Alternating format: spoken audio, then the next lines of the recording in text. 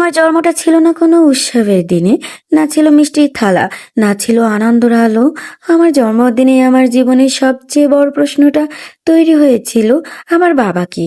এই প্রশ্নের উত্তর আমি কোনোদিনও পাইনি। ছোটবেলায় যখন স্কুলে ভর্তি হতে গেলাম, ফর্মে একটা ঘর ছিল, পিতার নাম।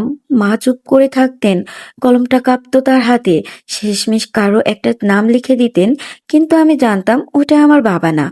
বন্ধুরা যখন বলতো আমার বাবা আমাকে সাইকেল কিনে দিয়েছে, আমার বাবা আমাকে স্কুলে নিয়ে যায়, আমি চুপ করে থাকতাম। আমার পৃথিবীতে বাবা শব্দটা শুধু বইয়ের পাতায় ছিল, তবে আমার জীবনে বাস্তবে না। আমি ছিলাম মায়ের অবৈধ সন্তান। এই কথাটা আমি শুনেছি ফিস ফিস করে, আড়ালে, কখনো আত্মীয়র মুখে, কখনো প্রতিবেশী কূটনীতিতে। লোকজন বলতো এই মেয়েটা তো বাবার পরিচয়হীন, কেউ বলতো এই বাচ্চাটা ভুলের ফল, কেউ আবার একবারও ভাবেনি আমার সেই ভুল কি দোষ ছিল। মা আমাকে বাঁচাতে গিয়ে নিজের পুরো জীবনটা শেষ করে দিয়েছেন।